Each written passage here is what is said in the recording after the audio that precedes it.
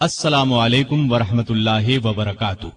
خلفائے راشدین کا چوتھا حصہ خلیفہ راشد سیدنا علی المرتضی رضی اللہ عنہ پیش خدمت ہے۔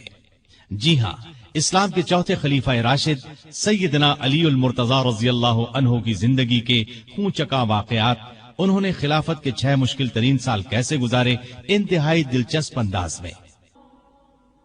ارشاد نبوی ہے، اے علی، کیا تم اس پر راضی نہیں کہ تمہیں میرے ساتھ وہی نسبت ہو جو ہارون علیہ السلام کو موسیٰ علیہ السلام کے ساتھ تھی؟ البتہ میرے بعد کوئی نبی نہیں ہوگا۔ جماعت اصحاب روشن ستارے ہیں، آسمان پر موجود ستاروں کی روشنی کم و بیش ہے۔ یہی مثال صحابہ کرام رضی اللہ عنہم کی ہے، لیکن ہیں سبھی روشن۔ ان میں سب سے نمایاں، سب سے روشن اور سب سے تابناک بہرحال پہلے 4 صحابہ رضی اللہ عنہم ہی ہیں۔ یہی پہلے 4 اصحاب خلفائے راشدین ہیں۔ عشرہ مبشرہ میں بھی سب سے پہلے انہی کا نام ہے۔ یوں تو اللہ تعالیٰ نے قرآن مجید میں رسول کریم صلی اللہ علیہ وسلم کے سارے ہی صحابہ کو جنت کی بشارت دی ہے، پھر ان صحابہ کا درجہ سب سے بلند بتایا جنہوں نے اسلام لانے میں پہل کی، اللہ کے راستے میں ہجرت کی، کافروں سے جہاد کیا۔ سیدنا علی رضی اللہ عنہ ایسے ہی صحابہ میں شامل ہیں۔ انہیں یہ عزت بھی حاصل ہے کہ وہ بدری صحابی ہیں۔ اللہ تعالیٰ نے بدری صحابہ کی سب خطائیں معاف کر دی۔ علی بیعت رضوان کرنے والوں میں بھی شامل تھے کہ جن کو اللہ تعالیٰ نے واضح الفاظ میں اپنے راضی ہونے کی خوشخبری دی ہے، پھر انہیں شہادت بھی نصیب ہوئی۔ مسلمانوں کا ایمان ہے کہ راہ حق میں شہید جنتی ہیں۔ ان سب باتوں کے علاوہ سیدنا علی رضی اللہ عنہ ان 10 صحابہ میں بھی شامل ہیں جنہیں دنیا میں جنتی ہونے کی بشارت دی گئی، یعنی عشرہ مبشرہ میں ہیں۔ ان تمام خصوصیات کے علاوہ آپ کی ایک خصوصیت یہ بھی ہے کہ نبی صلی اللہ علیہ وسلم نے اپنی پیاری بیٹی سیدہ فاطمہ رضی اللہ عنہا آپ کے نکاح میں دی۔ اس جلیل القدر ہستی کی زندگی کے اوراق آپ کے سامنے رکھتے ہیں۔ سیدنا علی بن ابی طالب رضی اللہ عنہ 6 صدی عیسوی کے آخری سال یعنی 600 عیسوی میں یا 601 عیسوی میں مکے میں پیدا ہوئے۔ اس وقت رسول کریم صلی اللہ علیہ وسلم کی عمر 30 سال کے قریب تھی، گویا علی رضی اللہ عنہ آپ سے 30 سال چھوٹے تھے۔ ہجری سن سیدنا علی کی پیدائش کے قریباً 23 سال بعد شروع ہوا، مطلب یہ کہ آپ نے ہجرت سے 23 سال پہلے اس دنیا میں آنکھ کھولی۔ والدہ نے نام اسد یا حیدر رکھا، لیکن والد نے علی نام رکھا، پھر اسی نام پر دونوں کا اتفاق ہو گیا، البتہ حیدر ان کا لقب ہو گیا۔ آپ کی کنیتیں ابو الحسن اور ابو تراب تھیں۔ ابو تراب کی کنیت نبی کریم صلی اللہ علیہ وسلم نے عطا فرمائی۔ آپ کے لقب اسد، مرتضی اور حیدر ہیں۔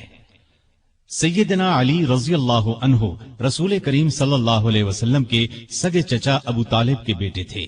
ان کا خاندان وہی تھا جو آپ کا تھا، اور یہ قبیلہ قریش کا سب سے زیادہ عزت والا گھرانہ تھا۔ یہ گھرانہ بنو ہاشم کہلاتا تھا۔ گویا نبی کریم صلی اللہ علیہ وسلم بھی ہاشمی تھے اور سیدنا علی بھی ہاشمی تھے۔ سیدنا علی کے والد کا نام تو عبد مناف تھا، لیکن وہ اپنی کنیت ابو طالب سے مشہور تھے۔ رسول کریم صلی اللہ علیہ وسلم کے والد جناب عبداللہ ان کے سگے بھائی تھے۔ ان کا نسب اس طرح ہے: ابو طالب بیٹے تھے عبد المطلب کے، عبد المطلب بیٹے تھے ہاشم کے، ہاشم بیٹے تھے عبد مناف کے، اور عبد مناف بیٹے تھے قصی کے۔ ابو طالب مکے کے بزرگ اور سردار تھے، رسول اللہ صلی اللہ علیہ وسلم پر جان چھڑکتے تھے، آپ کو اپنی اولاد سے بھی زیادہ چاہتے تھے۔ آپ 25 سال کی عمر تک ابو طالب کے ساتھ ہی رہے، پھر ان کی اجازت سے مکے کی ایک نیک خاتون سیدہ خدیجہ رضی اللہ عنہا سے شادی کر لی اور الگ رہنے لگے۔ آپ نے نبوت کا اعلان کیا تو قریش جان کے دشمن بن گئے، لیکن یہ ابو طالب ہی تھے جو آپ کی حمایت میں اٹھ کھڑے ہوئے، ہر طرح سے آپ کا ساتھ دیا۔ علی رضی اللہ عنہ کی والدہ کا نام فاطمہ رضی اللہ عنہا تھا۔ وہ بھی ہاشمی تھیں، یہ آپ پر ایمان لے آئی تھیں، یہ بھی آپ سے حد درجے محبت کرتی تھیں۔ انہوں نے ہجرت بھی کی اور ہجرت کے 4 یا 5 سال بعد وفات پائی۔ سیدنا علی کوئی 5 برس کے تھے کہ ملک میں قحط پڑ گیا۔ ابو طالب پر ایک بڑے کنبے کا بوجھ تھا، اس لیے آپ صلی اللہ علیہ وسلم نے ان سے علی کو مانگ لیا۔ اس وقت سے سیدنا علی آپ کے ساتھ رہنے لگے۔ سیدہ خدیجہ رضی اللہ عنہا نے ان کی پرورش اور تربیت میں آپ کا برابر ساتھ دیا۔ نبی کریم صلی اللہ علیہ وسلم نے نبوت کا اعلان فرمایا تو اس وقت سیدنا علی کی عمر قریباً 10 برس تھی۔ رسول اللہ صلی اللہ علیہ وسلم کی دعوت پر انہوں نے فوراً اسلام قبول کر لیا۔ اس طرح بچوں میں سب سے پہلے انہی کو اسلام کی دولت نصیب ہوئی۔ اب وہ بھی آپ کے ساتھ نماز پڑھنے لگے۔ ایک دن ان کے والد ابو طالب نے انہیں آپ کے ساتھ نماز پڑھتے دیکھا تو پوچھا، بیٹا یہ دین کیا ہے جس پر تم چل رہے ہو؟ انہوں نے فوراً جواب دیا، ابا جان میں اللہ اور اس کے رسول پر ایمان لے آیا ہوں، ان کی تصدیق کر چکا ہوں اور یہ میں نے ان کے ساتھ نماز پڑھی ہے۔ اس پر ابو طالب نے کہا، محمد تمہیں بھلائی کے سوا کسی چیز کی طرف نہیں بلائیں گے، تم ان کے ساتھ لگے رہو۔ سیدنا علی رضی اللہ عنہ بچپن ہی سے نیک تھے، بتوں سے نفرت کرتے تھے۔ رسول اللہ صلی اللہ علیہ وسلم کی تربیت نے انہیں علم کا سمندر بنا دیا۔ لڑکپن ہی میں لکھنا پڑھنا سیکھ لیا۔ اس زمانے میں یہ بہت بڑی خوبی کی بات تھی۔ اسی زمانے میں انہوں نے ہتھیار چلانے اور دشمن سے لڑنے کا ڈھنگ بھی سیکھ لیا۔ جوان ہونے تک انہوں نے سپاہ گری کے اصول اور قاعدے پوری طرح سیکھ لیے۔ کشتی میں تو کوئی ان سے جیت نہیں سکتا تھا۔ والد کی وفات کے بعد صرف 3 برس مکے میں رہے۔ رسول کریم صلی اللہ علیہ وسلم نے جب ہجرت کی تو سیدنا علی کو اپنے بستر پر سلایا۔ لوگوں کی جو امانتیں آپ کے پاس تھیں وہ سب آپ نے علی کے حوالے کی اور فرمایا، یہ امانتیں ان کے مالکوں کو سونپ کر مدینے آ جانا۔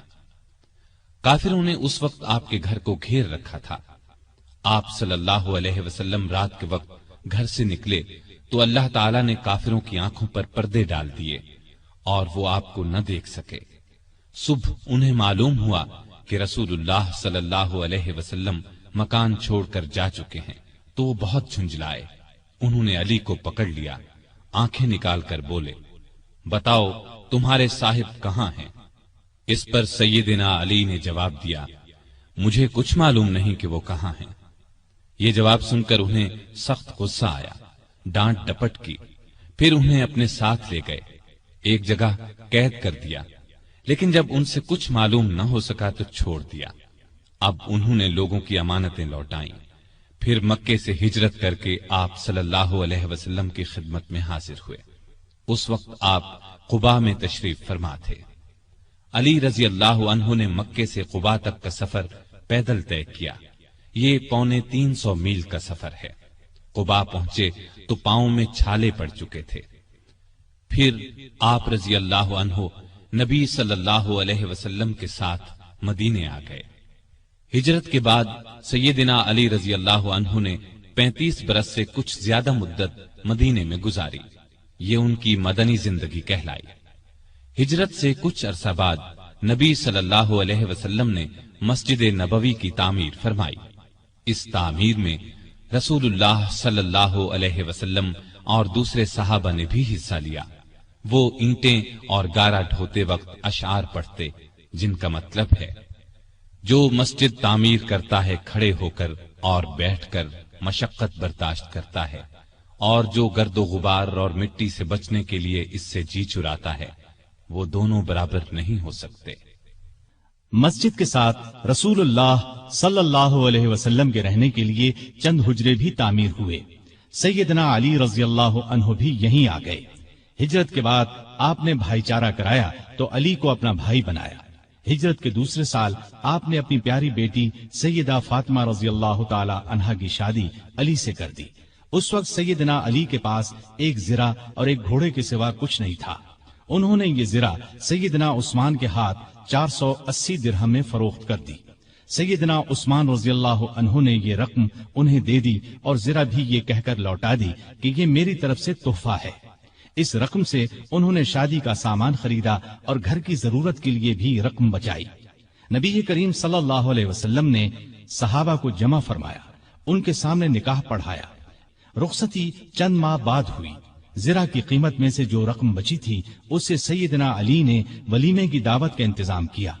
اس دعوت میں کھجوریں، جو کی روٹی، پنیر اور ایک خاص قسم کا شوربہ تھا۔ نبی کریم صلی اللہ علیہ وسلم نے رخصتی کے وقت اپنی بیٹی کو یہ چیزیں دی: ایک چارپائی، ایک بستر، چمڑے کا ایک تکیا جس میں کھجور کی چھال بھری ہوئی تھی، پانی کا ایک مشکیزہ، مٹی کے 2 گھڑے، اناج پیسنے کی ایک چکی، مٹی کا ایک پیالہ اور 2 چادریں۔ سیدہ فاطمہ جب اپنے خاوند کے ساتھ ان کے گھر چلی گئیں تو نبی کریم صلی اللہ علیہ وسلم وہاں تشریف لائے۔ پہلے دروازے پر کھڑے ہو کر اجازت مانگی، پھر اندر داخل ہوئے۔ ایک برتن میں پانی منگوایا، دونوں ہاتھ اس پانی میں ڈالے، ہاتھوں سے پانی ان دونوں پر چھڑکا، پھر فرمایا: اے فاطمہ، میں نے تمہاری شادی اپنے خاندان کے بہترین شخص سے کی ہے۔ اسی سال رمضان 2 ہجری میں بدر کی لڑائی پیش آئی۔ شادی کے بعد سیدنا علی رضی اللہ عنہ سیدہ فاطمہ رضی اللہ عنہا کا بہت خیال رکھتے تھے، وہ بھی ان کی بہت عزت کرتی تھی۔ دونوں نے گھر کے کام آپس میں بانٹ لیے تھے۔ ایک روز آپ صلی اللہ علیہ وسلم ان کے گھر تشریف لائے تو علی گھر میں نہیں تھے۔ سیدہ فاطمہ سے پوچھا تو انہوں نے فرمایا کہ میرا ان سے کچھ جھگڑا ہو گیا تھا، غصے میں گھر سے باہر چلے گئے ہیں۔ آپ نے ان کے بارے میں پتہ کرایا تو وہ مسجد میں سو رہے تھے۔ آپ مسجد میں تشریف لے گئے، وہ واقعی وہاں سو رہے تھے۔ چادر پہلو سے سرک گئی تھی اور مٹی ان کے جسم سے لگ گئی تھی۔ آپ مٹی پوچھنے لگے اور فرمایا: ابو تراب اٹھو، ابو تراب اٹھو۔ اس روز سے آپ کا لقب ابو تراب مشہور ہو گیا۔ تراب مٹی کو کہتے ہیں، یعنی مٹی والا۔ کوئی انہیں ابو تراب کہتا تو بہت خوش ہوتے۔ انہیں دنیا کے سامان اور مال و دولت سے بالکل پیار نہیں تھا۔ ان کی زندگی فقیرانہ تھی، محنت مزدوری کر کے روزی کماتے تھے، روکھی سوکھی کھا کر گزارا کرتے تھے۔ لڑائی کے میدان میں جاتے تو فرمایا کرتے تھے: لڑائی کے میدان میں مجھے پرواہ نہیں ہوتی کہ موت میری طرف آ رہی ہے یا میں موت کی طرف بڑھ رہا ہوں۔ اسی دلیری کی وجہ سے آپ رضی اللہ عنہ اسد اللہ کے لقب سے مشہور ہوئے۔ بدر کی لڑائی میں سیدنا علی بھی شریک ہوئے۔ ان کے ہاتھ میں ایک جھنڈا تھا۔ دونوں لشکر آمنے سامنے ہوئے تو کافروں کے لشکر سے عتبہ، شیبہ اور ولید میدان میں نکلے اور مسلمانوں کو مقابلے کے لیے للکارا۔ مسلمانوں کی طرف سے بھی 3 انصاری جوان، عوف، معوذ اور عبداللہ بن رواحہ رضی اللہ عنہم میدان میں آ گئے، لیکن ان تینوں کو دیکھ کر کافروں نے ان سے لڑنا اپنی شان کے خلاف سمجھا۔ عتبہ نے پکار کر کہا: اے محمد، یہ لوگ ہمارے جوڑ کے نہیں ہیں، ہماری قوم کے لوگوں کو ہمارے مقابلے پر بھیجو۔ اس پر رسول اللہ صلی اللہ علیہ وسلم نے سیدنا علی، سیدنا حمزہ اور سیدنا عبیدہ بن حارث رضی اللہ عنہم کو حکم دیا کہ آگے بڑھ کر ان کا مقابلہ کریں۔ تینوں بہادر فوراً آگے بڑھے۔ اس وقت سیدنا علی رضی اللہ عنہ نے سر پر سفید صوف کا ترہ لگا رکھا تھا۔ ان کا سامنا ولید سے ہوا، سیدنا حمزہ کا عتبہ سے اور سیدنا عبیدہ کا شیبہ سے ہوا۔ ولید اور عتبہ دونوں سیدنا علی اور سیدنا حمزہ کے ہاتھوں مارے گئے، لیکن عبیدہ شیبہ کے ہاتھوں زخمی ہوئے۔ علی شیبہ پر چھپٹے اور ایک ہی وار میں اس کا کام تمام کر دیا۔ زخمی عبیدہ کو میدان سے اٹھا لائے۔ اس کے بعد عام لڑائی شروع ہوئی۔ سیدنا علی اس قدر پرجوش انداز میں لڑے کہ جس طرف نکل گئے کافروں کی صفیں کاٹ کر رکھ دی۔ دوسرے مسلمان بھی بہت بہادری سے لڑے اور کافروں کو شکست دی۔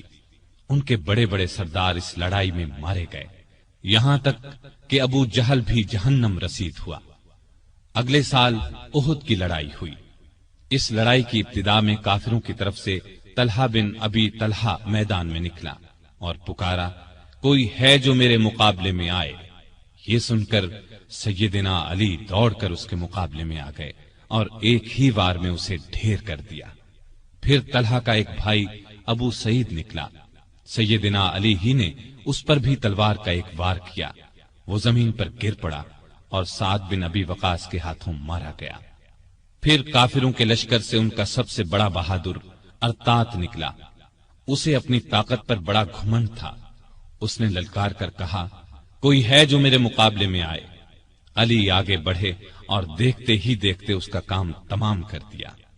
پھر جب عام لڑائی شروع ہوئی تو سیدنا علی اور سیدنا حمزہ کافروں کی صفوں میں دور تک گھس گئے اور اس قدر تیزی سے لڑے کہ کافروں کے پاؤں اکھڑ گئے۔ پھر درے پر موجود دستے کی اپنی جگہ سے ہٹ جانے پر جب اس طرف سے کافر مسلمانوں پر حملہ آور ہوئے اور مسلمانوں کے پاؤں اکھڑ گئے تو چند بہادر نبی صلی اللہ علیہ وسلم کے ساتھ میدان میں جم کر کھڑے رہے۔ ان میں سیدنا علی رضی اللہ عنہ بھی تھے۔ کافروں نے آپ پر تیروں کی بچھاڑ کر دی، بار بار آپ پر حملہ کیا، لیکن ان صحابہ نے انہیں ہر بار پیچھے ہٹا دیا۔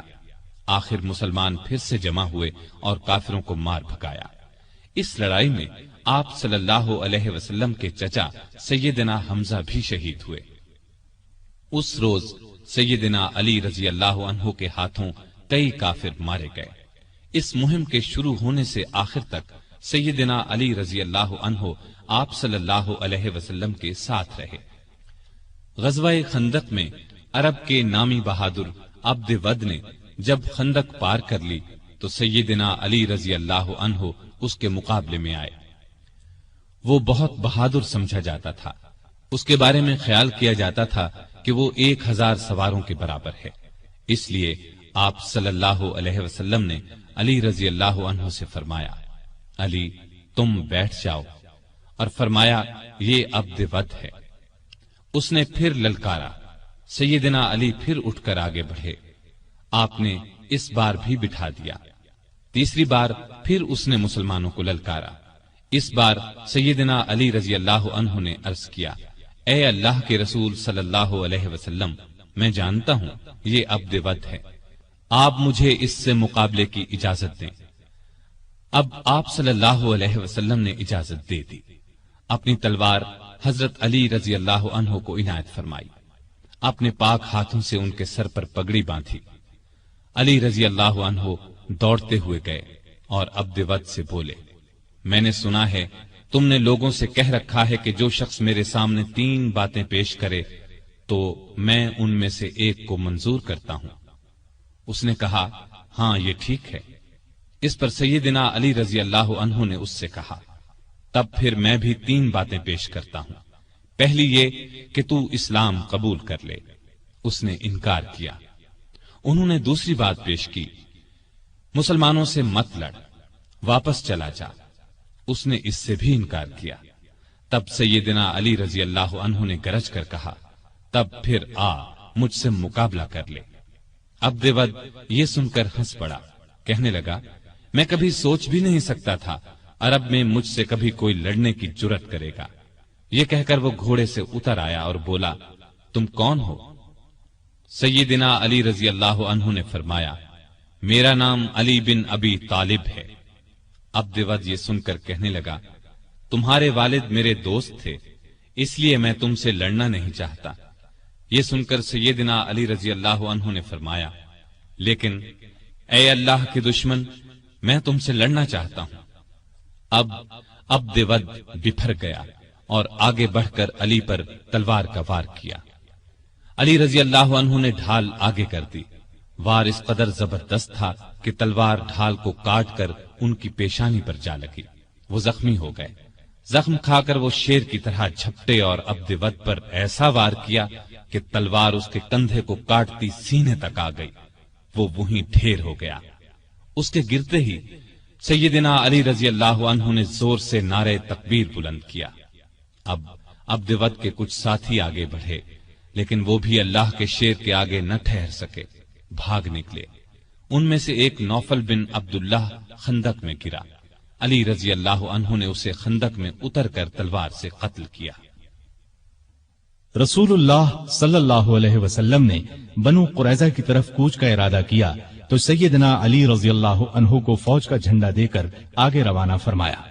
پھر آپ 3000 مجاہدین کے ساتھ روانہ ہوئے۔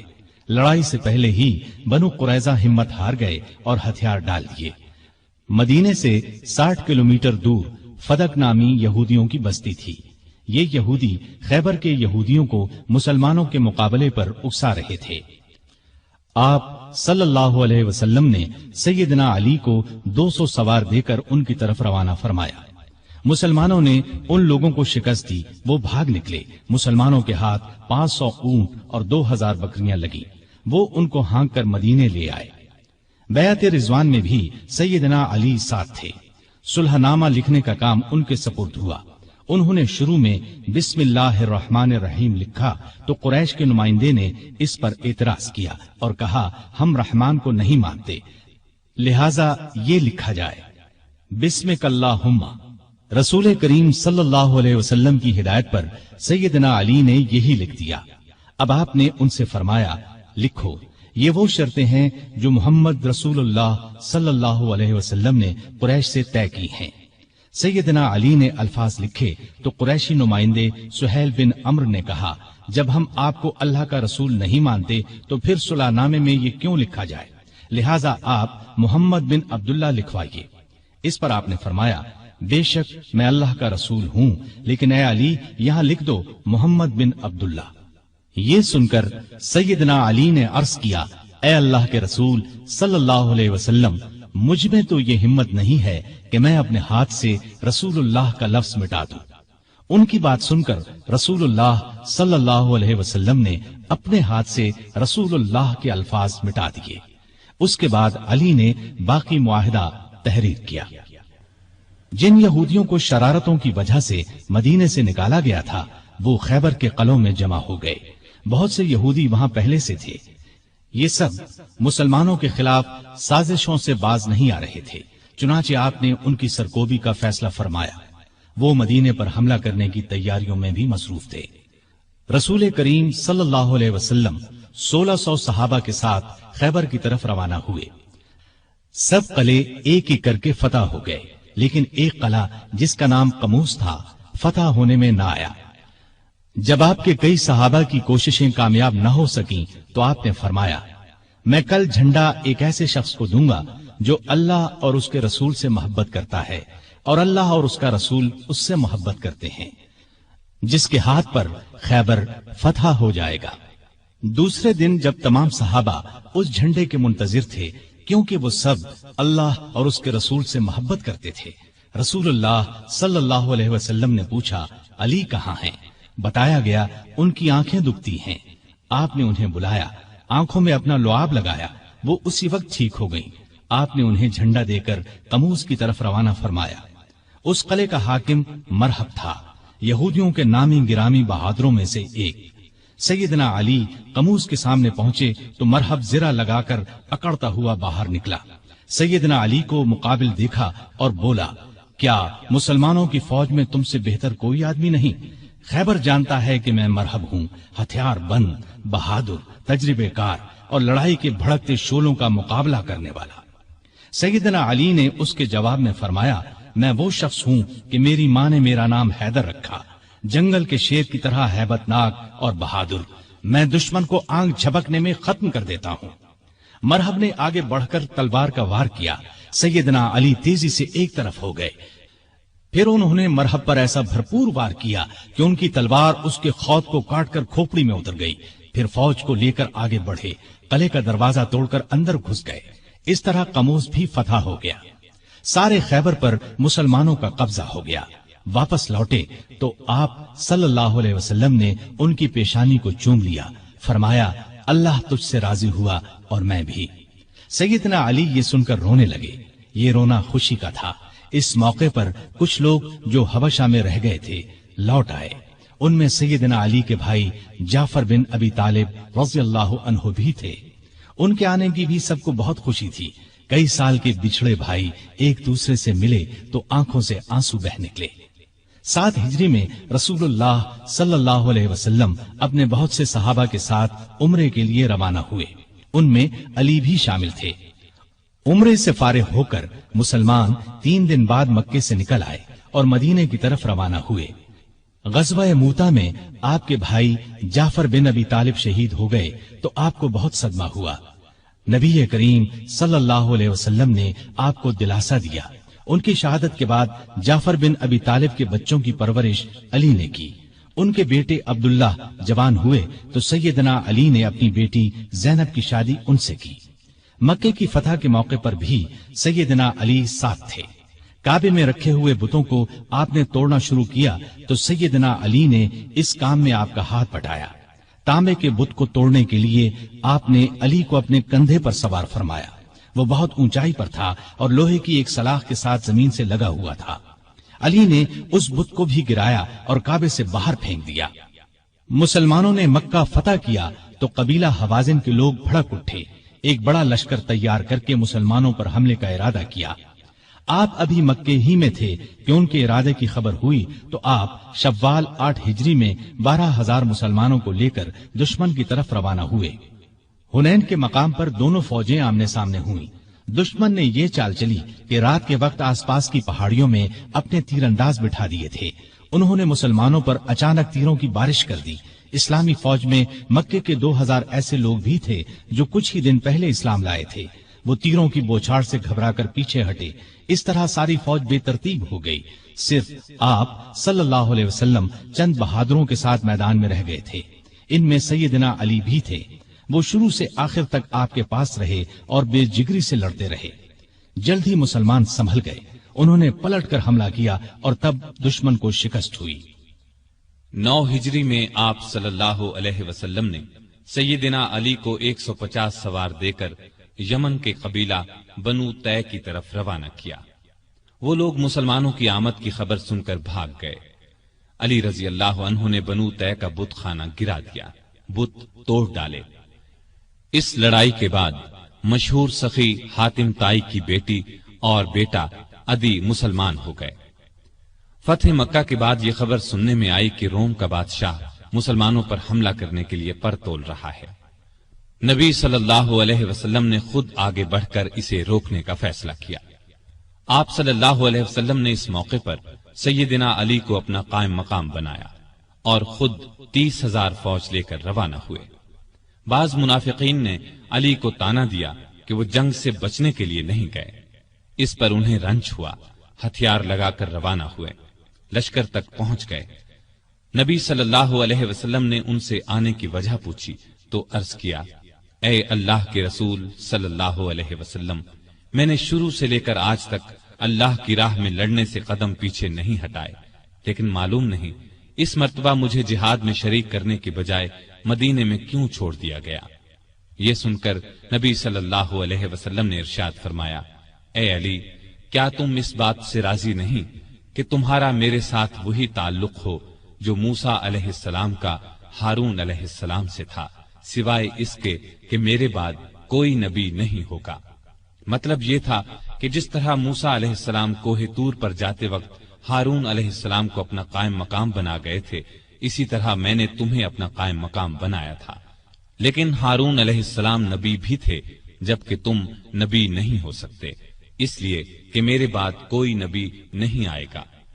آپ کا یہ ارشاد سن کر سیدنا علی خوش ہو گئے اور مدینے واپس ہو کر آپ صلی اللہ علیہ وسلم کی قائم مقامی کا فریضہ انجام دیتے رہے، یہاں تک کہ آپ تبوک سے واپس تشریف لے آئے۔ مکہ کی فتح کے بعد نبی صلی اللہ علیہ وسلم نے سیدنا خالد بن ولید کو حکم دیا کہ وہ یمن جا کر قبیلہ ہمدان کو اسلام کی دعوت دیں۔ وہ گئے، بہت کوشش کی، لیکن انہوں نے اسلام قبول نہ کیا۔ اب آپ صلی اللہ علیہ وسلم نے سیدنا علی کو بھیجا۔ آپ صلی اللہ علیہ وسلم نے قبیلہ ہمدان کے نام ایک خط بھی دیا۔ علی رضی اللہ عنہ نے وہ خط انہیں سنایا اور اسلام کی دعوت دی۔ اس خط کے الفاظ کا اثر ان پر ہوا۔ پھر سیدنا علی نے جو ان کے سامنے واز کیا وہ بھی بہت اثر انگیز تھا، چنانچہ ان لوگوں نے اسلام قبول کر لیا۔ سیدنا علی رضی اللہ عنہ نے یہ خبر آپ صلی اللہ علیہ وسلم کو بھیجی۔ نبی صلی اللہ علیہ وسلم نے سجدہ شکر ادا کیا اور فرمایا، ہمدان کے لوگوں پر سلامتی ہو، ہمدان کے لوگوں پر سلامتی ہو۔ ہجرت کے 10ویں سال نبی صلی اللہ علیہ وسلم نے علی رضی اللہ عنہ کو ایک اور قبیلے مزہج کی طرف روانہ فرمایا تاکہ انہیں اسلام کی دعوت دی جائے۔ آپ صلی اللہ علیہ وسلم نے ہدایت فرمائی کہ اس وقت تک تلوار نہ اٹھائی جائے جب تک تم پر کوئی حملہ نہ کرے۔ سیدنا علی رضی اللہ عنہ 300 سواروں کے ساتھ مزہج کے علاقے میں پہنچے۔ وہ لوگ لڑنے پر تلے ہوئے تھے، چنانچہ زبردست مارکا ہوا۔ آخر وہ لوگ بھاگ نکلے۔ اس کے بعد قبیلے کے سردار اور بہت سے دوسرے لوگ خود علی رضی اللہ عنہ کی خدمت میں حاضر ہوئے اور مسلمان ہو گئے۔ نبی صلی اللہ علیہ وسلم نے علی کو وہاں کا قاضی بھی مقرر فرمایا۔ آپ رضی اللہ عنہ چند ماہ وہاں رہے۔ اس دوران میں سیدنا علی رضی اللہ عنہ نے مقدمات کے فیصلے بھی کیے۔ ہجرت کے 10ویں سال رسول کریم صلی اللہ علیہ وسلم نے حج کیا۔ سیدنا علی بھی یمن سے آ کر اس یادگار حج میں شریک ہوئے۔ انہوں نے رسول اللہ صلی اللہ علیہ وسلم کے حکم پر قربانی کے اونٹوں کا گوشت تقسیم کیا۔ حج سے واپس آنے کے کچھ ہی عرصے بعد نبی صلی اللہ علیہ وسلم بیمار ہوئے۔ ہجرت کے 11ویں سال آپ صلی اللہ علیہ وسلم اس دنیا سے تشریف لے گئے۔ یہ صدمہ علی رضی اللہ عنہ کی زندگی کا سب سے بڑا صدمہ تھا۔ انہوں نے عباس رضی اللہ عنہ، ان کے 2 بیٹوں قسم اور فضل رضی اللہ عنہم اور ایک انصاری صحابی کے ساتھ مل کر آپ صلی اللہ علیہ وسلم کو غسل دیا۔ اس وقت انہوں نے نبی صلی اللہ علیہ وسلم کے جسم اطہر کو اپنے بدن سے لگا رکھا۔ قبر مبارک تیار ہو گئی تو سیدنا علی نے فضل بن عباس، اسامہ بن زید اور عبد الرحمن بن عوف رضی اللہ عنہم کے ساتھ مل کر نبی صلی اللہ علیہ وآلہ وسلم کو قبر میں اتارا۔ آپ صلی اللہ علیہ وسلم کے بعد مسلمانوں نے سیدنا ابو بکر صدیق رضی اللہ عنہ کو خلیفہ چن لیا۔ 6 ماہ بعد سیدہ فاطمہ رضی اللہ عنہا بھی اس دنیا سے رحلت کر گئیں۔ ابو بکر کو علی سے بہت محبت تھی، ان کی بہت عزت کرتے تھے، خلافت کے کاموں میں ان سے مشورے بھی لیتے تھے۔ علی بھی ان سے اسی طرح محبت کرتے تھے۔ مرتد ہو جانے والوں سے جنگ ہوئی تو علی نے بھی دوسرے صحابہ کے ساتھ مل کر ان کا مقابلہ کیا۔ ابو بکر رضی اللہ عنہ نے وفات پائی تو حضرت علی رضی اللہ عنہ ان کے دروازے پر آئے اور فرمایا، آپ پر اللہ کی رحمت ہو، آپ رسول اللہ صلی اللہ علیہ وسلم کے پیارے ساتھی اور مدد کرنے والے، اللہ سے سب سے زیادہ ڈرنے والے اور سب سے بڑھ کر دین کو نفع پہنچانے والے تھے۔ اس کے بعد دیر تک ان کی خوبیوں اور بھلائیوں کا ذکر کرتے رہے۔ ابو بکر کی وفات کے بعد عمر فاروق رضی اللہ عنہ خلیفہ بنے۔ انہوں نے مجلس شورا قائم کی تو اس میں علی رضی اللہ عنہ کو بھی شامل کیا۔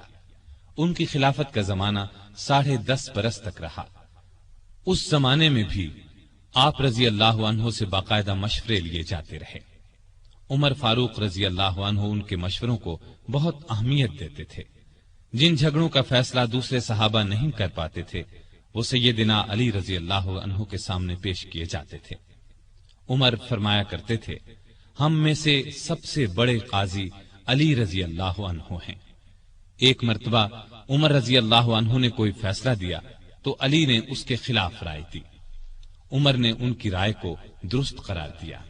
سیدنا عمر کے دل میں علی کی نہ صرف بہت محبت تھی بلکہ وہ ان کی بہت عزت بھی کرتے تھے۔ انہیں علی پر پورا بھروسہ تھا۔ 16 ہجری میں بیت المقدس تشریف لے گئے تو سیدنا علی کو اپنا قائم مقام بنایا۔ سیدنا عمر کے زمانے میں سب سے بڑی لڑائی نہاوند کی لڑائی سمجھی جاتی ہے۔ اس موقع پر ایرانیوں کا بہت بڑا لشکر جمع ہو گیا تھا۔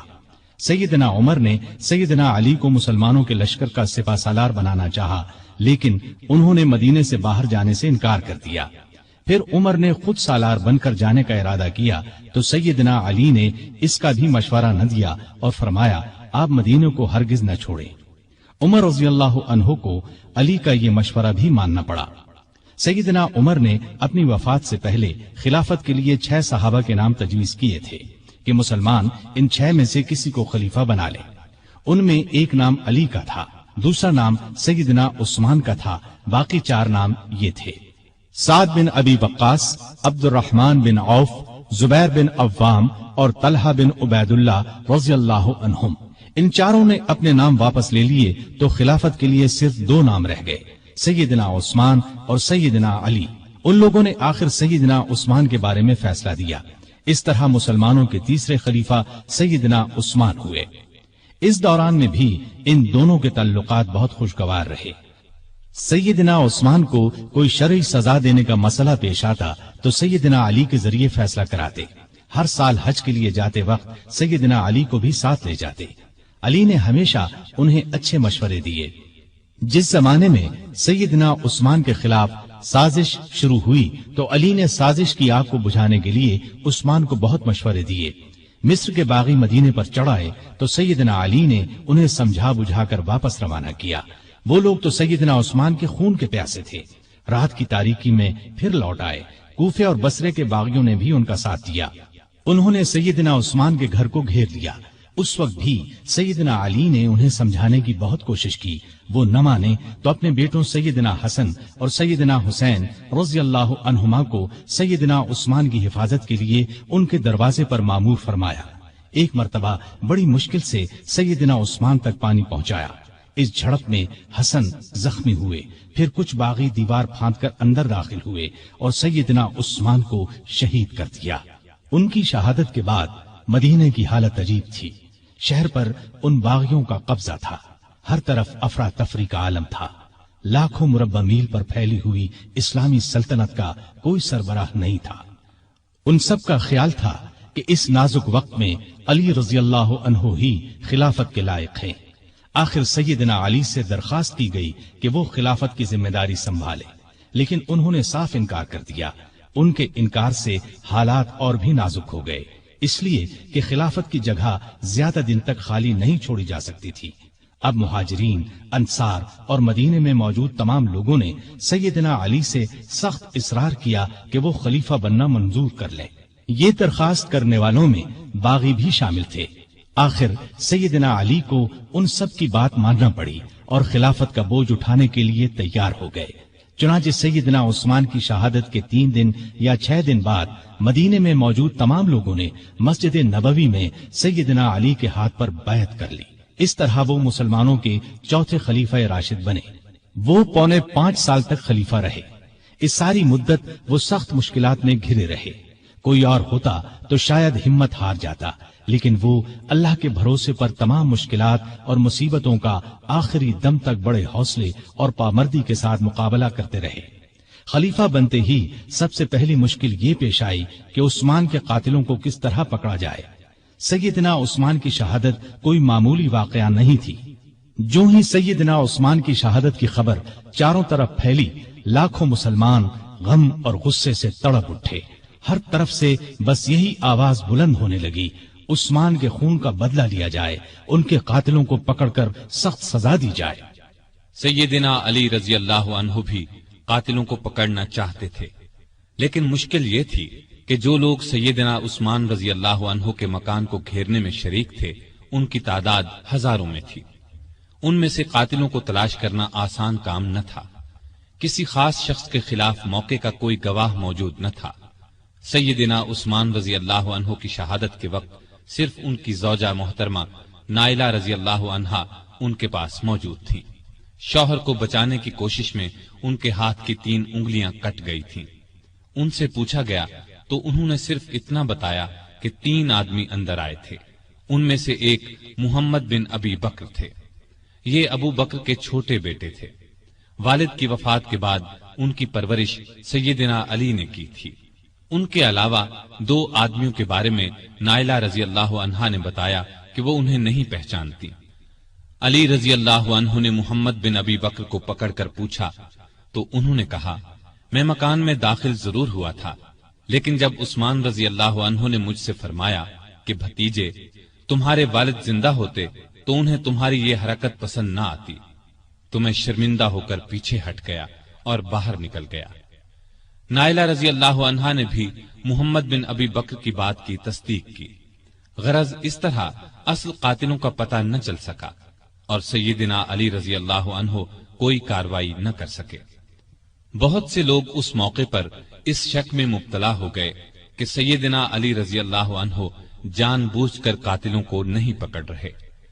اس شک کی ایک وجہ یہ تھی کہ سارے باغی علی رضی اللہ عنہ کی بیعت کر چکے تھے اور بہت سے تو ان کی فوج میں شامل ہو گئے تھے۔ اس وقت کے حالات یہ اجازت نہیں دیتے تھے کہ ان سب کو چن چن کر فوج سے نکال دیا جائے۔ اسلام کا قانون بھی یہ اجازت نہیں دیتا کہ گواہی کے بغیر کسی کو قاتل ٹھہرایا جائے۔ تاہم اکثر لوگ سیدنا علی کی مشکلات سے پوری طرح آگاہ تھے۔ علی سے یہ بات ثابت ہے کہ قسم اٹھا کر فرماتے تھے کہ میں عثمان کی شہادت سے بالکل بری ہوں۔ اس زمانے میں آپ نے یہ قدم اٹھایا کہ سیدنا عثمان کے گورنروں کو ہٹا کر ان سب کی جگہ نئے گورنر مقرر فرمائے۔ نئے گورنر اپنے اپنے صوبے اور علاقے میں پہنچ گئے۔ پرانے گورنروں نے ان کے لیے جگہ چھوڑ دی۔ امیر معاویہ رضی اللہ عنہ نے گورنری سے دستبردار ہونے سے انکار کر دیا۔ ان کی جگہ سیدنا علی نے سہل بن حنیف کو شام کا گورنر مقرر فرمایا تھا۔ یہ جب شام کی سرحد پر پہنچے تو امیر معاویہ رضی اللہ عنہ کی فوج نے انہیں واپس جانے پر مجبور کر دیا، اور سیدنا معاویہ نے ان کے ذریعے سیدنا علی رضی اللہ عنہ کو یہ پیغام پہنچایا: جب تک عثمان کے قاتلوں کو نہیں پکڑا جائے گا وہ گورنری سے دستبردار نہیں ہوں گے۔ گویا سیدنا علی کے راستے میں سب سے پہلی یہ رکاوٹ پیش آئی۔ ابھی وہ اس کی طرف پوری طرح توجہ نہیں دے سکے تھے کہ ایک اور مشکل پیش آ گئی۔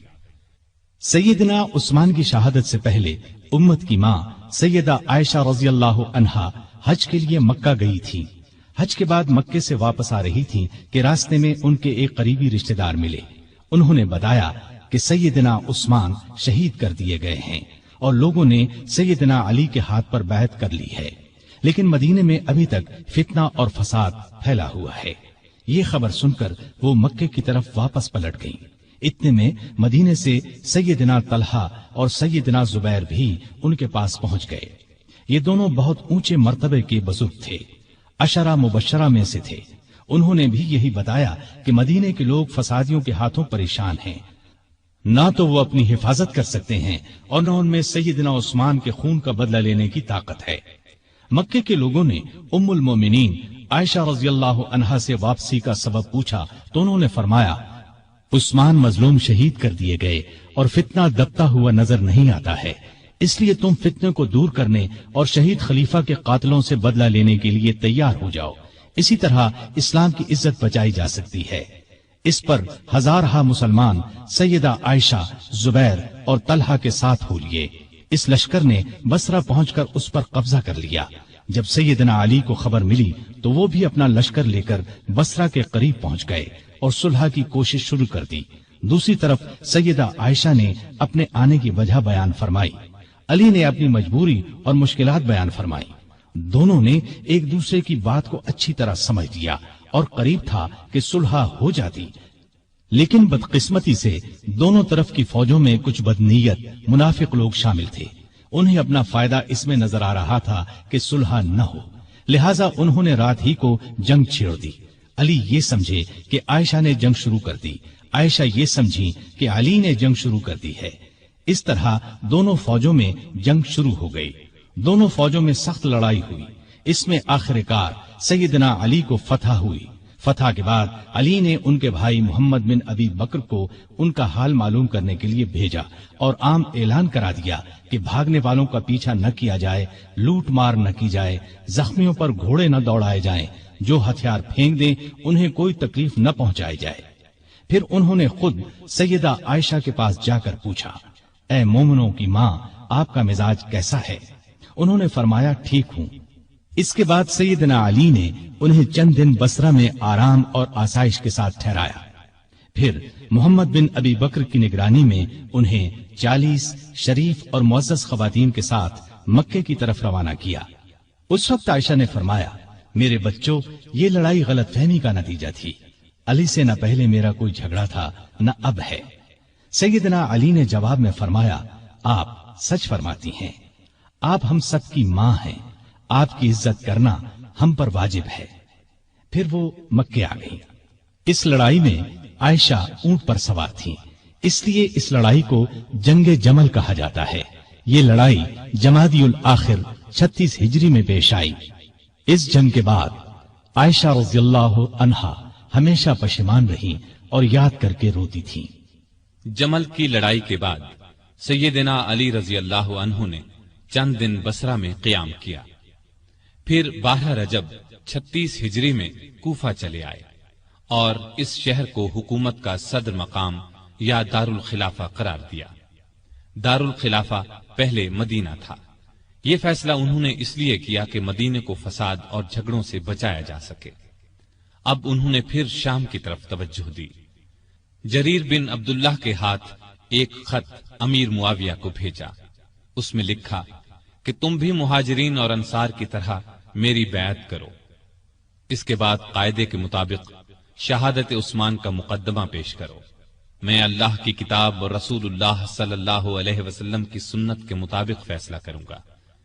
امیر معاویہ نے اس خط کے جواب میں لکھا کہ آپ عثمان کے قاتلوں کو ہمارے حوالے کر دیں تو میں اور شام کے دوسرے تمام لوگ خوشی سے آپ کی بیعت کریں گے۔ اس طرح کچھ مدت تک خط و کتابت کا سلسلہ چلتا رہا، لیکن صلح کی کوئی صورت نہ بن سکی۔ ادھر شام کے صدر مقام دمشق کی جامع مسجد میں سیدنا عثمان کے خون آلود کپڑے اور نائلہ رضی اللہ عنہا کی کٹی ہوئی انگلیاں رکھ دی گئیں۔ ان کو دیکھ دیکھ کر لوگ زار و قطار روتے تھے، قاتلوں سے بدلہ لینے کا عہد کرتے تھے۔ جب علی کو یقین ہو گیا کہ امیر معاویہ بیعت نہیں کریں گے تو انہوں نے جنگ کی تیاری کی اور قریباً 80,000 فوج لے کر شام کی طرف روانہ ہونے کا ارادہ کیا۔ دوسری طرف امیر معاویہ بھی ایک بڑے لشکر کے ساتھ مقابلے کے لیے آئے۔ دونوں فوجیں دریائے فرات کے قریب پہنچیں۔ شامی فوجوں نے گھاٹ پر قبضہ کر کے پانی پر پہرے بٹھا دیے، لیکن دوسرے دن سیدنا علی رضی اللہ عنہ کی فوج نے شامیوں پر حملہ کر کے انہیں پیچھے دھکیل دیا اور گھاٹ پر قبضہ کر کے سب کے لیے پانی عام کر دیا۔ اب دونوں فوجوں نے صفین کے مقام پر ایک دوسرے کے سامنے مورچے قائم کر لیے۔ یہ مقام شہر حلب کے جنوب مشرق اور شہر ہمس کے شمال مغرب میں دریائے فرات کے کنارے پر تھا۔ 3 مہینے 20 دن تک دونوں فوجیں آمنے سامنے پڑی رہیں۔ اس دوران میں دونوں فریق بات چیت کے ذریعے مسئلہ حل کرنے کی بھرپور کوشش کرتے رہے، لیکن افسوس کسی فیصلے پر نہ پہنچ سکے۔ چھوٹی چھوٹی جھڑپیں ہوتی رہیں۔ عام لڑائی محرم 37 ہجری تک شروع نہ ہو سکی۔ آخر سفر میں دونوں فوجوں میں جنگ شروع ہوئی۔ یہ جنگ کئی دن تک جاری رہی۔ دونوں طرف مسلمانوں کا خون بہتا رہا۔ منافق اور فسادی لوگ اس موقع سے خوب فائدہ اٹھاتے رہے۔ انہی لوگوں کی وجہ سے صلح کی کوششیں ناکام ہوتی رہیں۔ پھر ایک دن علی رضی اللہ عنہ کی فوج نے اتنا زبردست دباؤ ڈالا کہ شامی فوج کے پاؤں اکھڑنے لگے۔ اتنے میں شامی فوج کا ایک دستہ قرآن کو نیزوں پر اٹھا کر آگے بڑھا اور پکار کر کہا، یہ دیکھو ہمارے اور تمہارے درمیان اللہ کی کتاب ہے۔ علی رضی اللہ عنہ کی فوج نے قرآن دیکھ کر ہاتھ روک لیے۔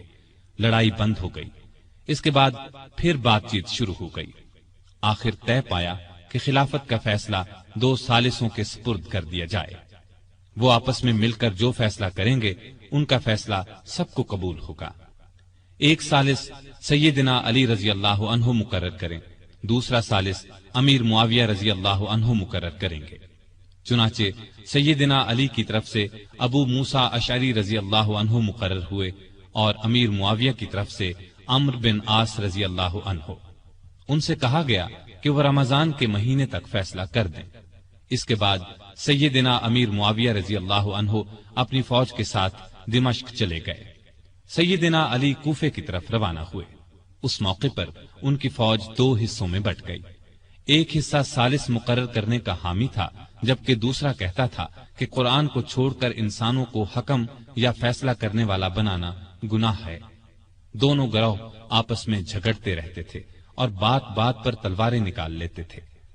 علی رضی اللہ عنہ بڑی مشکل سے انہیں کوفہ تک لائے، لیکن 12,000 آدمی جو ثالثوں سے فیصلہ کرانے کے خلاف تھے فوج سے الگ ہو کر ہرورا کے مقام پر چلے گئے۔ ان لوگوں کو خارجی کہا گیا۔ دونوں ثالثوں نے جو فیصلہ دیا وہ ایک دوسرے سے مختلف تھا۔ سیدنا ابو موسیٰ اشعری کا فیصلہ یہ تھا کہ علی اور امیر معاویہ میں سے کسی کو خلیفہ مقرر نہ کیا جائے، انہیں چھوڑ کر مسلمان جسے چاہیں خلیفہ بنا لیں۔ سیدنا عمرو بن عاص کا فیصلہ یہ تھا کہ ابو موسیٰ اشعری نے علی کو خلافت سے الگ کر دیا ہے، میں ان کی جگہ معاویہ کو خلیفہ مقرر کرتا ہوں۔ اس پر ہر طرف شور مچ گیا۔ سیدنا علی کے حامیوں نے یہ فیصلہ ماننے سے انکار کر دیا۔ اب پھر سیدنا علی فوج لے کر دمشق کی طرف بڑھنا چاہتے تھے کہ خارجیوں نے ہر طرف فساد مچا دیا۔ انہوں نے جتھے بنا کر لوگوں کو لوٹنا شروع کر دیا۔ آخر علی رضی اللہ عنہ پہلے ان کی طرف بڑھے۔ نہروان کے مقام پر شدید جنگ ہوئی، 4000 خارجی مارے گئے۔ اس طرح خارجیوں کا زور ٹوٹ گیا، لیکن ان کی ٹولیاں آئے دن فتنہ برپا کرتی رہتی تھیں۔ دوسری طرف سیدنا امیر معاویہ نے عمرو بن عاص کو فوج دے کر مصر پر چڑھائی کر دی۔ وہاں علی کی طرف سے محمد بن ابی بکر گورنر تھے۔ انہوں نے شامی فوج سے شکست کھائی اور خود بھی گرفتار ہوئے، پھر قتل کر دیے گئے۔ مصر کے بعد شامی فوج نے حجاز، عراق اور یمن وغیرہ پر حملے شروع کر دیے۔ علی کو ملک کی اندرونی شورشوں کی وجہ سے اسلامی فتوحات کے دائرے کو بڑھانے کا موقع نہ مل سکا۔ پھر بھی 35 ہجری میں انہوں نے بحری راستے سے ہندوستان پر حملے کی اجازت دی۔ چنانچہ اس زمانے میں کوکن بمبئی پر کامیاب حملہ کیا گیا۔ یہ علاقہ اس وقت سندھ میں شامل تھا۔ نہروان کی لڑائی کے بعد سیدنا علی کا ارادہ شام پر حملہ کرنے کا تھا۔ انہوں نے جنگ کی تیاریاں شروع کر دی تھیں، لیکن دوسری طرف خارجیوں نے سازش تیار کی کہ علی، معاویہ اور عمرو بن عاص تینوں کو قتل کر دیا جائے۔ ان کے خیال میں امن اسی صورت میں قائم ہو سکتا تھا۔ چنانچہ اس کام کے لیے 3 آدمی مقرر ہوئے۔ عبد الرحمن بن ملجم نے علی کو، برق بن عبداللہ نے امیر معاویہ کو اور عمرو بن بکر نے عمرو بن عاص کو شہید کرنے کا ذمہ لیا۔ ان بدبختوں نے رمضان 40 ہجری میں ایک ہی روز فجر کی نماز کے وقت ان تینوں بزرگوں پر حملہ کرنے کا فیصلہ کیا۔ مصر کے گورنر عمرو بن عاص اس روز بیمار تھے۔ انہوں نے اس روز خارجہ بن حذافہ کو نماز پڑھانے کے لیے بھیجا، لہذا عمرو بن بکر نے ان کے دھوکے میں خارجہ بن حذافہ کو شہید کر دیا۔ دمشق میں برق بن عبداللہ نے امیر معاویہ پر حملہ اس وقت کیا جب وہ مسجد کے دروازے سے نکل رہے تھے۔ انہیں معمولی زخم آیا۔ کوفے میں عبد الرحمن بن ملجم ملعون سیدنا علی کے راستے میں چھپ کر بیٹھ گیا۔ جب وہ فجر کی نماز کے لیے مسجد کی طرف چلے تو ان پر تلوار کا وار کیا، سر پر شدید زخم آیا۔ ابن ملجم کو گرفتار کر لیا گیا۔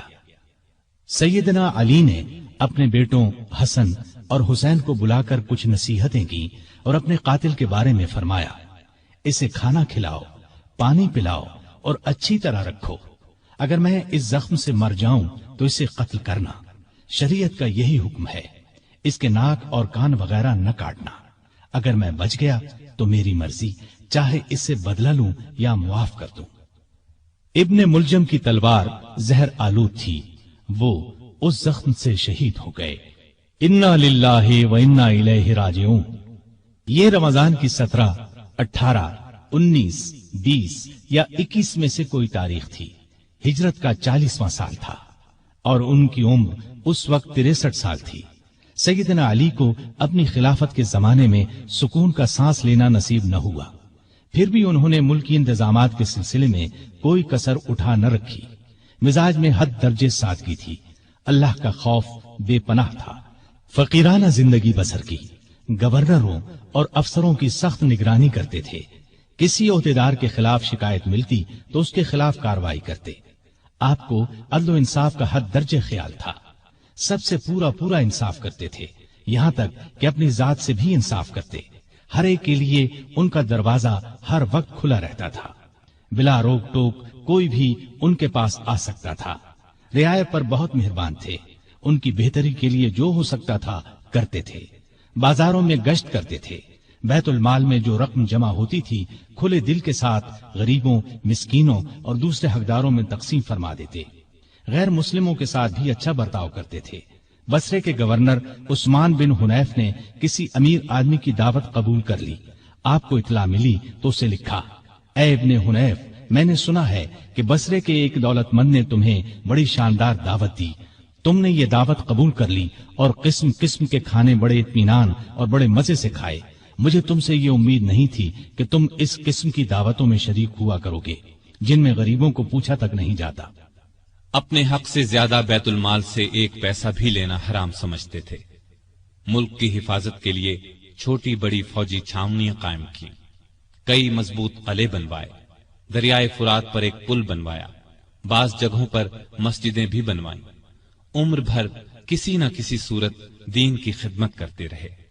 کافروں کے خلاف تمام بڑی بڑی لڑائیوں میں رسول اللہ صلی اللہ علیہ وسلم کے ساتھ رہے، ہر لڑائی میں جان ہتھیلی پر رکھ کر لڑے۔ یمن کے ہزاروں لوگوں کو اپنی کوششوں سے مسلمان بنایا۔ ان کو ایک بار اطلاع ملی کہ کچھ لوگ ہیں جو انہیں معبود مانتے ہیں۔ آپ نے ان لوگوں کو پکڑوایا اور سخت سزا دی، البتہ جن لوگوں نے توبہ کی انہیں چھوڑ دیا۔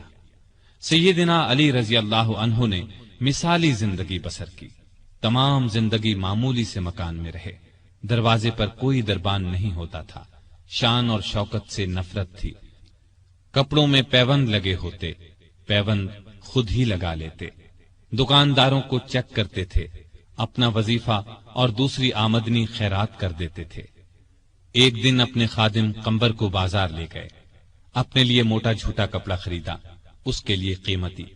اس نے کہا، میرے لیے ایسے کپڑے کی کیا ضرورت تھی؟ آپ نے فرمایا، بھئی تم جوان ہو، تمہارے لیے اچھا کپڑا ہونا چاہیے، میرا کیا ہے، بوڑھا ہوں، بازار سے سودا خود لاتے۔ زریر نامی شخص نے آپ کے دسترخوان پر سادہ کھانا دیکھ کر کہا، آپ کو پرندوں کا گوشت پسند نہیں؟ آپ نے فرمایا، خلیفہ کو مسلمانوں کے مال میں صرف 2 پیالوں کا حق ہے، ایک خود کھائے یا اپنے بچوں کو کھلائے، دوسرا اللہ کی مخلوق کے سامنے پیش کر دے۔ عید سے چند روز پہلے کسی نے آپ کے کپڑوں میں پیوند دیکھ کر کہا، امیر المومنین، آپ 2 درہم میں ایک نیا جوڑا کیوں نہیں خرید لیتے؟ آپ نے فرمایا، مجھے شرم آتی ہے کہ میں نئے کپڑے پہنوں اور کوفے میں ہزاروں آدمیوں نے پرانے کپڑے پہن رکھے ہوں۔ کہیں سے مال آتا تو تمام کا تمام تقسیم کر دیتے، اس میں سے اپنے لیے کوئی خاص چیز لیتے نہ رشتہ داروں کو ان کے حصے سے زیادہ دیتے۔ ایک مرتبہ آپ کی زرہ گم ہو گئی، چند دن بعد وہ زرہ ایک یہودی کے پاس نظر آئی۔ آپ نے اس سے کہا، یہ زرہ میری ہے، تمہارے پاس کہاں سے آ گئی؟ اس نے کہا، نہیں، زرہ میری ہے۔ سیدنا علی رضی اللہ عنہ امیر المؤمنین تھے، چاہتے تو اس سے زبردستی لے سکتے تھے، لیکن انہوں نے ایسا نہیں کیا۔ معاملہ کوفے کے قاضی شریح کی عدالت میں لے گئے۔ قاضی صاحب نے آپ کا دعویٰ سنا، یہودی کا جواب سنا، پھر علی سے کہا، اپنے گواہ لائیے۔ انہوں نے فرمایا، میرا بیٹا حسن اور غلام قمبر اس بات کے گواہ ہیں کہ زرہ میری ہے، ان کی گواہی لے لیں۔ قاضی صاحب نے کہا، بیٹے کی باپ کے حق میں اور غلام کی آقا کے حق میں گواہی قبول نہیں کی جا سکتی۔ اس پر سیدنا علی نے فرمایا، عجیب بات ہے، آپ حسن کی گواہی قبول نہیں کرتے، کیا آپ کو معلوم نہیں ہے کہ رسول اللہ صلی اللہ علیہ وسلم نے حسن اور حسین کو جنت کے جوانوں کے سردار فرمایا ہے؟ قاضی صاحب نے کہا، مجھے یہ بات معلوم ہے، لیکن میں حسن کی گواہی نہیں لوں گا۔ اگر کسی کے رتبے کو دیکھ کر فیصلہ دینا ہوتا تو آپ کا یہ فرمانا ہی کافی تھا کہ زرہ میری ہے۔ یہ سن کر علی نے خوش ہو کر فرمایا، مجھے آپ کا فیصلہ منظور ہے، یہ زرہ یہودی کے پاس ہی رہے گی۔ ان کی بات سن کر یہودی پکار اٹھا۔ قاضی صاحب نے جو فیصلہ دیا اور علی نے جس طرح اس فیصلے کو مانا، اس سے مجھے یقین ہو گیا کہ آپ کا دین سچا ہے، یہ زرہ واقعی علی رضی اللہ عنہ کی ہے۔ اس کے ساتھ ہی وہ کلمہ پڑھ کر مسلمان ہو گیا۔ آپ درمیانے قد کے دوہرے بدن کے تھے، چہرہ بہت خوبصورت اور باروب رونق والا تھا۔ خیبر کی لڑائی کے موقع پر رسول اللہ صلی اللہ علیہ وسلم نے آپ کو دعا دی تھی، اے اللہ، علی سے گرمی سردی کا اثر دور کر دے۔ اس دعا کا یہ اثر تھا کہ آپ ہر موسم میں ہر طرح کا کپڑا پہن لیتے تھے، ضرورت کے وقت آپ محنت مزدوری کر لیتے تھے۔ آپ علم کا سمندر تھے، آپ کی علمی باتیں بہت مشہور اور حیرت انگیز ہیں۔ ایک عورت سیدنا علی رضی اللہ عنہ کی خدمت میں حاضر ہوئی۔ اس نے شکایت کی کہ میرا بھائی 600 دینار چھوڑ کر فوت ہوا ہے۔ جب یہ رقم وارثوں میں تقسیم کی گئی تو مجھے صرف 1 دینار دیا گیا کہ تمہارے حصے میں 1 ہی دینار آتا ہے۔ آپ رضی اللہ عنہ نے اس کی شکایت پر غور کیا، پھر بولے، شاید تمہارے بھائی نے 1 بیوی، 2 لڑکیاں، 1 ماں، 1 بہن اور 12 بیٹے چھوڑے ہیں۔ عورت نے حیران ہو کر کہا، آپ کا اندازہ بالکل درست ہے۔ اس پر سیدنا علی رضی اللہ عنہ نے فرمایا، تب تمہارے حصے میں 1 ہی دینار آتا ہے۔ سیدنا علی دن رات کا زیادہ حصہ اللہ کی عبادت میں گزارتے تھے۔ نماز پڑھتے تو اللہ کی ذات کے سوا کسی چیز کا ہوش نہ رہتا۔ صدیق اکبر، فاروق اعظم اور عثمان ذو النورین رضی اللہ عنہم اپنے دور خلافت میں سیدنا علی سے خاص معاملات میں مشورہ کرتے تھے۔ شجاعت سیدنا علی کا خاص وصف تھا۔ اتنے بہادر اور نڈر تھے کہ طاقتور سے طاقتور دشمن کی پرواہ نہیں کرتے تھے۔ تبوک کے علاوہ قریب قریب ہر لڑائی میں وہ شریک رہے۔ انہیں اللہ کا شیر لقب ملا۔ نہتے پر وار نہیں کرتے تھے۔ ایک لڑائی میں اپنے دشمن کو گرا لیا، اسے قتل کرنے لگے تو اس نے ان کے منہ پر تھوک دیا، وہ فوراً اس کے سینے سے اتر آئے، اس کی جان بخش دی۔ کسی نے پوچھا، آپ نے اسے کیوں چھوڑ دیا؟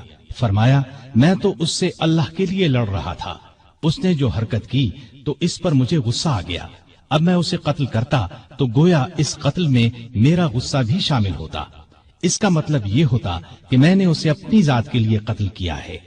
سیدنا علی کی بہادری کے واقعات ہمیشہ تابندہ رہیں گے۔ ان کو رسول اللہ صلی اللہ علیہ وسلم سے بہت محبت تھی۔ رسول اللہ کو بھی سیدنا علی اور آپ کی اولاد سے بہت محبت تھی۔ سیدنا حسن اور حسین کو رسول کریم صلی اللہ علیہ وسلم اپنے کندھوں پر اٹھاتے اور فرمایا کرتے تھے، اے اللہ، میں ان دونوں سے محبت کرتا ہوں، جو ان سے محبت کرے تو بھی اس سے محبت کر، اور جو ان سے بغض رکھے تو بھی انہیں مبغوض رکھ۔ سیدہ فاطمہ سے سیدنا علی کے ہاں 3 بیٹے اور 2 بیٹیاں ہوئیں۔ ان کے نام یہ ہیں حسن، حسین، محسن، زینب اور ام کلثوم۔ محسن بچپن میں فوت ہوئے۔ سیدہ فاطمہ کی زندگی میں سیدنا علی نے دوسری شادی نہیں کی۔ ان کی وفات کے بعد کئی شادیاں کی، جن سے 11 لڑکے اور 15 لڑکیاں ہوئیں۔ اس طرح ان کے کل 14 لڑکے اور 17 لڑکیاں ہوئیں۔ آپ کے چند حکیمانہ اقوال یہ ہیں، غریب وہ ہے جس کا کوئی دوست نہ ہو، گناہوں پر شرمندہ ہونا ان کو مٹا دیتا ہے، اور نیکیوں پر مغرور ہونا ان کو برباد کر دیتا ہے۔ علم مال سے بہتر ہے، اس لیے کہ علم تمہاری حفاظت کرتا ہے، جبکہ مال کی حفاظت تمہیں کرنا پڑتی ہے۔ جو چیز نہ آتی ہو اس کے سیکھنے میں شرم نہ کرو۔ کسی سوال کا جواب نہ آتا ہو تو یہ کہنے میں نہ شرماؤ کہ میں نہیں جانتا۔ سخاوت وہ ہے جو مانگنے سے پہلے ہو، معاف کر دینا بہت اچھا انتقام ہے۔ مصیبت میں گھبرانا سب سے بڑی مصیبت ہے۔ لالچ سے کچھ روزی بڑھ نہیں جاتی، لیکن انسان کی قدر گھٹ جاتی ہے۔ بات کہنے والے کو نہ دیکھو بلکہ بات کو دیکھو۔ نیکی کی کوئی قدر کرے نہ کرے، تم نیکی کیے جاؤ۔ سخت ترین گناہ وہ ہے جو کرنے والے کے نزدیک معمولی ہو۔ مصیبتوں کا مقابلہ صبر سے کرو اور نعمتوں کی حفاظت شکر سے کرو۔ اللہ تعالیٰ ان پر اپنی رحمتیں نازل فرمائے، آمین۔